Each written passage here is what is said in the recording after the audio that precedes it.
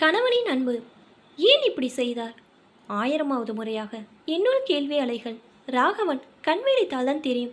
கட்டிலில் படுத்திருக்கும் கணவனை பார்த்தேன். கண்களில் அனிச்சையாக நீர் சுரந்தது.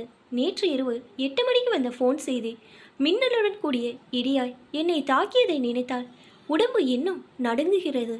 தொலைபேசி இலாகாவில் டெலிஃபோன் ஆபரேட்டராய் வேலை செய்கிறேன். நேற்று மதியம் 2லிருந்து இரவு 10 மணி வரை டியூட்டி. செய்தி அறிந்ததும் ஆட்டோ பிடித்து ஆஸ்பத்திரிக்குள் நுழைந்தவள்தான்.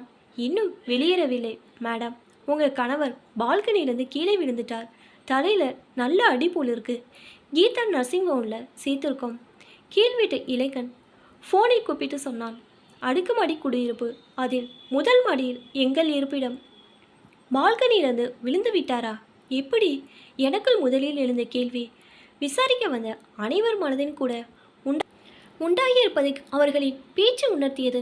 பால்கனி கைப்பிடி சுவருக்கு மேலே 1 முழ உயரத்துக்கு இரும்பு கிரில் வைத்திருக்கிறது. கிட்டத்தட்ட 4 அடி உயரம் இருக்கும். சுவரும் கிரில்லும் சேர்ந்தால் தானாகவே விழுந்தாதான் உண்டு. வேண்டுமென்றே இல்லை, யாராவது தூக்கி கீழே போட்டாதான் விழ வாய்ப்புண்டு. ராகவன் நிச்சயம் தானாகவே ஏறி எம்பி குதித்திருக்கிறான். தற்கொலையா? அனைவர் முதலிலும் ஊசலாடும் கேள்வி. இவளுடன் நேரடியாய் சொல்ல பயந்து குசுகுசு என பேசிக்கொண்டார்கள். மாமியார் மட்டும் தைரியமாக கேட்டுவிட்டாள். ஏண்டிம்மா, உனக்கும் அவனுக்கும் நடுவில் ஏதாவது மனஸ்தாபமா? வார்த்தைகளின் உள்ளே கொக்கி போட்ட கேள்வி புரிந்தது.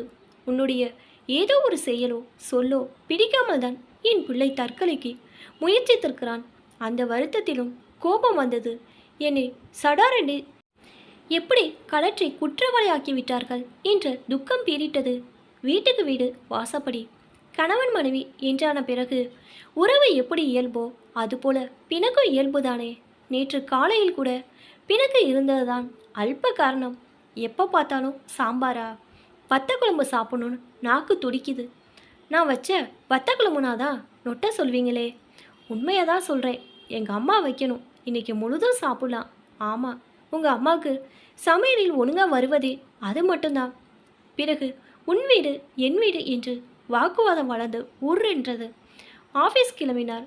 இதற்கு போய் யாராவது தற்கொலை செய்து கொள்வார்களா? என்னடி பதில் பேச மாட்டேங்கிற? என் பிள்ளைய முழுங்கிட்டு உம்மோடு நிற்கிற மாதிரி நிற்கிற என்று சூடாய் வந்த மாமியாரை நோக்கினேன். பெற்ற வயிறு துக்கத்தில் எதை பேசுகிறோம் என்று புரியாமல் துடிக்கிறது. பக்கத்து கிராமத்தில் இவர்கள் வசிக்கிறார்கள். டவுன் வசதி கருதி நானும் இவரும் எங்கும் தனி குடித்தனம் வந்துவிட்டோம். இவருக்கு பிள்ளை என்றால் எனக்கு கணவன். என் உள்ளம் எப்படி கனத்து போயிருக்கிறது என்பதை ஏன் புரிந்து கொள்ள மறுக்கிறார்கள்? ஆறுதல் சொல்லவில்லை என்றாலும் குற்றம் சாட்டாமலாவது இருக்கலாமே. செய்தி அறிந்து பார்க்க வந்த இவரின் நண்பர்களும் உறவினர்களும் கண்களில் என்மேல் குற்றத்தை சுமத்தபடியே பேசுகிறார்களே. நான் சாய்ந்து அழ தூள் இல்லாமல் தவித்தேன். என் பெற்றோர் பம்பாயில் இங்கு வர 2 நாளாகும். அதுவரை இவர்களின் பார்வையில் எப்படியெல்லாம் என்னை மூச்சு தின வைக்கப் போகிறதோ. ஆம், அவர் மட்டும்தான் இப்போது என் துணை. இறைவா, காப்பாற்று. டாக்டர் பயமில்லை என்று சொல்லிவிட்டார். முதல் மாடி என்பதால் தப்பித்தாயிற்று. அடி நினைத்தது போல் பலப்பில்லை. விழுந்த இடமும் புல்வெளித்தரை. அநேகமாய் இன்னும் கொஞ்ச நேரத்தில் கண் விழித்து விடுவாராம். சீக்கிரம் கண் விழித்தால் தேவல, காரணம் தெரிந்துவிடும். நீதான் காரணம் என சுற்று விரலை நீட்டி விடுவாரோ? இருக்காது. எங்களுக்குள் ஏற்படும் சண்டைகள் நீர்க்குமிழி ஆயிலே உடையவை. ஆதர்ஷ தம்பதிகள் இல்லாவிட்டாலும் அன்பான சதிபதிகள். வேறு என்ன பிரச்சனை இருக்கும் அவருக்கு? வேற பெண் தொடர்புகள். அதனால் ஏற்பட்ட மணல் உளைச்சல். சேச்ச, அத்தனை துணிச்சல் கிடையாது இவருக்கு. கொஞ்சம் பயந்த சுபாவம்தான். முன்பு தாய்க்கு, இப்போது தாரத்துக்கு ஓரளவு கட்டுப்படுபவர். ஆஃபீஸில் ஏதாவது பிரச்சனையோ? பணம் கையாடல், லஞ்சம் வாங்கி மாட்டிக்கொள்வது, ப்ரொமோஷன் கிடைக்காத வருத்தம். மாமனார் யாரிடமோ விசாரித்து கொண்டிருந்தார். இவரின் ஆஃபீஸ் நண்பர்தான் என்பதை குரல் சொன்னது. பெயர் கூட ராமமூர்த்தியோ ராமகிருஷ்ணனோ. இந்த வருஷம் இவனுக்கு ப்ரொமோஷன் கிடைக்கும் சார். 2 பேருக்குள்ள கடுமையான போட்டி. நேற்று கூட ரூமர் ராகவனுக்கு கிடைக்காதோ அப்படின்னு பேச்சு. இருக்காது. ஒரு பதவி உயர்வு மறுப்பிற்காக உயிரை விடுவார்களா யாராவது? 2 நாளோ 1 வாரமோ வருத்தப்படலாம். அதுதான் மனித இயல்பு. ஒருவேளை ஏமாற்ற இவர் மனதை மிகவும் பாதித்திருக்குமா? அத்தனை கோழையா இவர்? சீக்கிரம் கண் விழிக்கட்டும் இவர். ஏதோ அசைவு தெரிகிறது இவரிடம். கண் கூட திறப்பதற்கு பிரயாசப்படுகிறது. இதோ கண் இமை விரிந்து. அப்பா! நெஞ்சு விம்ம தாளையை எடுத்து கண்ணில் ஒற்றிக்கொண்டேன். கண்களால் என் முகத்தை ஆராய்ந்தார். சுற்றி வரை பார்த்தார். ஆஸ்பத்திரியா? தலையசைத்தேன் அழுகையுடன். ஏன் இப்படி செய்து இத்தனை நேரம் தவிக்க விட்டீர்கள்? அழ அழ மனசின் பாரம் கண்ணின் வழியே கரைய என் மனதில் மலர்ச்சி பரவுவதை உணர்ந்தேன். ஏன் ஏன் என்ற கேள்வி மட்டும் பல்லிடுக்கில் மாட்டிக்கொண்ட பாக்கு தூளாய் அவர் பார்வை கொள்ள சுழன்று அந்த அறையில் இருந்த காலண்டரை நிலைத்தது. Daily sheet calendar. நானும் பார்த்தேன். அட, தேதி 3, எங்கள் திருமண நாள்.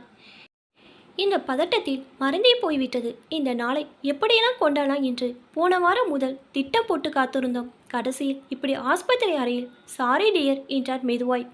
குரல் நைந்து மெல்லியதாய் வந்தது. எதுக்கு? அந்த ஒற்றை பூவை கொடுக்காததுக்கு என்றதும் பளீரென எனக்குள்ளே இருந்த திரை விலகி ஆச்சரியத்துடன் அவரை பார்த்தேன். போன வாரம் இரவு சாப்பாடு முடிந்து பால்கனியில் அமர்ந்திருந்தோம். நம்ம கல்யாண நாளுக்கு என்ன பரிசு வேணும் உனக்கு? நான் யோசித்தபடி வெளியே பார்த்தேன். ஒரு பூ என்றேன் குறும்பாய். ஒன்று என்ன, 1000 பூ வாங்கி தரேன். ஒரே ஒரு பூ. என்ன பூ? அதோ காற்றுல ஆடி ஆடி கூப்பிடுதே செம்பருத்தி, அது மட்டும் போதும் என்றேன். கீழே எங்கள் மாடி போர்ஷனுக்கு அடியில் சற்று தள்ளி நன்கு செழித்து வளர்ந்திருந்தது செம்பருத்தி. உபயோகப்படாத மாத்திரையோ இல்லை உரமோ தெரியவில்லை. நன்கு உயரமாய் வளர்த்து விட்டது. கீழ் வீட்டுக்காரர்கள் தங்களால் எட்டும் அளவு பூவை பறித்து விடுவார்கள். அவர்கள் வைத்த செடிதான் அது. ஆனால் உச்சியில் பறிக்க முடியாத உயரத்தில் எங்கள் பால்கனிக்கு எதிரே எப்போதும் ஒரு பூ மலர்ந்து தலையசைக்கும். அடுத்த நாள் வாடி உதிரும். மீண்டும் வேறொரு கிளையில் அதே உயரத்தில் பூக்கும். பால்கனிலிருந்து எட்டி பறிக்க முயன்றால் முடியாது என்னால். இடைவெளி கொஞ்சம் அதிகம். அதை பறிக்க நேற்று இரவு இவர் பால்கனி சுவரில் ஏறி அந்த பக்கம் இறங்கி உடம்பை வளைத்து கை நீட்டி தடுமாறி, மை காட், எனக்காக நான் ஏதோ விளையாட்டே சொன்னதை நினைத்து இத்தனை பிரியமா? என்மேல் இவர் வைத்திருக்கும் அன்பை நினைத்த பெருமை. என் பைத்தியக்கார ஆசையை நிறைவேற்ற முயன்று விழுந்த இவரின் பைத்தியக்கார செயலை நினைத்து கோபம். இவரை பற்றி இத்தனை நேரம் தவறாய் நினைத்த வெட்கம். அதன் மேலே ஏற்படும் ஒரு பிரவாக உணர்ச்சி.